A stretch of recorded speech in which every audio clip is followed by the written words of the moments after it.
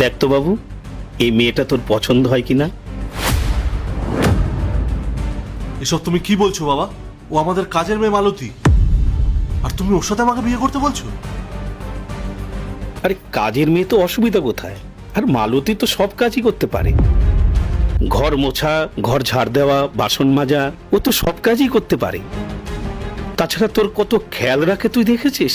তোর জন্য তোর জামা কাপড় ধুয়ে আয়রন করে দেয়, আর তোর জন্য ও সব খাবার রেডি করে দেয়। আর তুই যখন কোনো কিছু খুঁজে না পেয়ে ওকে ডাকিস, ও তখন ছুটে তোর কাছে চলে আসে। এবার তুই বল, এর চেয়ে আমি আরো ভালো বৌমা কোথায় পাবো?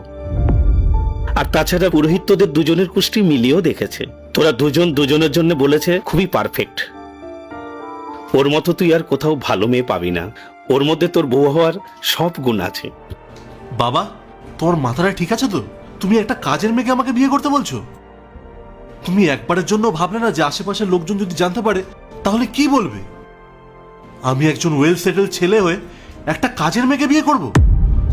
আমাকে তো একটু দেখে শুনে বিয়ে করতে হবে। মানে আমার লাইফস্টাইল যেরকম, আমি যে ফ্যামিলিতে থাকি, এরকম কাউকেই তো আমাকে বিয়ে করতে হবে। আর তুমি ওকে দেখো, ওর তো বাবা নেই, ফ্যামিলি নেই, কেউই নেই, আমাদের আশ্রয়ে থাকে, আর তুমি বলছো আমি ওকে বিয়ে করব? বাবু, এতে কি অসুবিধা আছে? তুই দেখ না, ও কত ভালো মেয়ে। আরে ছোটবেলা থেকেই তো আমাদের বাড়িতে ও আছে। আরে আমাদের বাড়িতে কোথায় কি আছে ও ছোটখাটো সব বিষয়ই জানে। আর আমাদের যখনই যা কিছু দরকার পড়ে ও সঙ্গে সঙ্গে তা নিয়ে আসে।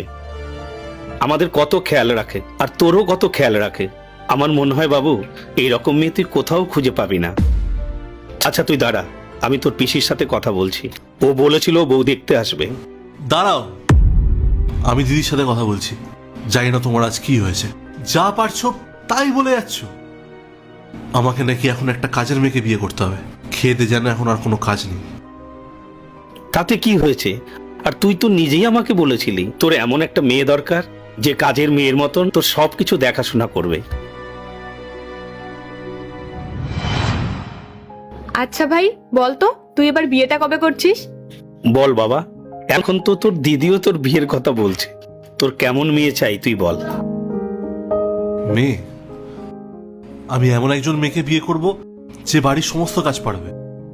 ঘর মোছা, ঝাড় দেওয়া, রান্না করা, ভালো ভালো রান্না করে খাইয়ে দেবে, তারপরে তোমাদের খেয়াল রাখা, আরো অনেক কিছু। এমনকি আমার কিছু বলার আগে সে বুঝে যাবে, সে সঙ্গে সঙ্গে সেটা আমার সামনে এনে দেবে, এমনকি আমার জুতোটাও মুছে দেবে। এমনই একটা মেয়েকে আমার চাই।